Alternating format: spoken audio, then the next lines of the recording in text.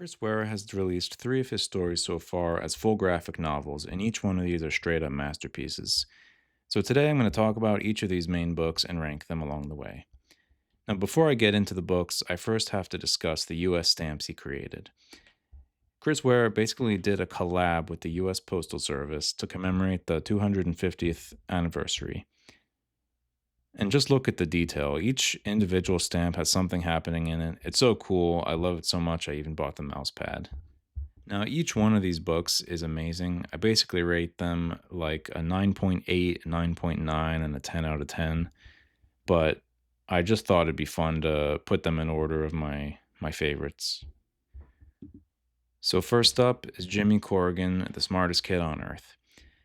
As a whole, it is a sad, touching, thought-provoking story, though it does have at least one positive underlying theme, and that is that for as much misery as there can be in life, there's also a lot of beauty and mystery in the randomness to be found. Sometimes it's just hard to want to see it. Chris Ware is great at providing these kinds of messages in a non direct way. I think he's saying, don't be like this guy, while also showing understanding for these kinds of flaws. Sure, it can be kind of a bummer to spend this long watching a sad character like this, but for me, there was enough humor and lightness to balance that out. So, why do I put it at number three? Well, some of the flashback sequences and deviations from the main character's story felt a little too long at times, and I found myself wanting to get back to the present day. Next up is Building Stories. Building Stories is a large box with a big stack of separated comics of varying sizes and formats that you're meant to read and experience in whatever order you choose. I happened to start with a book that focused on her younger adult years and ended with when I'm assuming she was in her 40s. This was narratively pretty satisfying for me, and I'm curious how it feels for people who read these in the opposite order, seeing her adult life and then seeing more information about when she was younger. Chris Ware shows the complexity of life and humanity throughout this work, and the main character's story really resonated with me as it felt so real. There were multiple, very effective emotional moments that I still think about. Each character shown feels totally human, and I felt like I knew the main character by the end. The big theme I ultimately came away from this book with is that everyone has their struggles, and we should just try to be empathetic. Because when we're summing up a person based on one or two things we know about them, we're really just looking at one piece of the larger puzzle.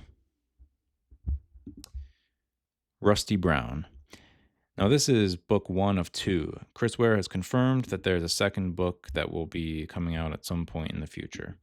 And part of the series will be continued in the upcoming release of Acme number 21, which is coming out in November of 2026.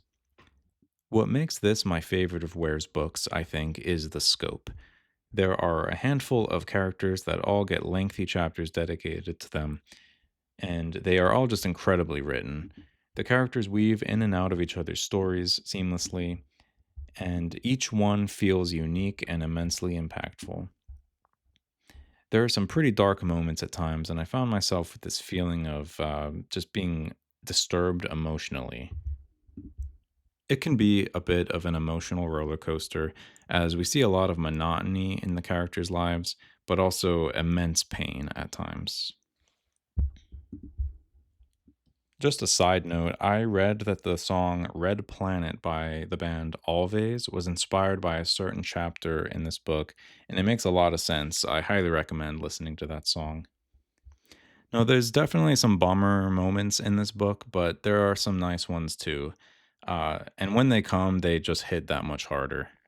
As far as negatives, I really don't have any. I've seen some people complain that the text is too small in this book, but I have good eyes, so this did not bother me.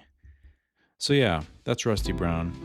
I'm extremely excited that we're going to get a part two to this book, but even on its own, this is just my favorite book from Chris Ware and one of my all-time favorite graphic novels. So yeah, thanks for tuning in. I'll be back on here soon to talk about other comics or video games, but until then, have a good one.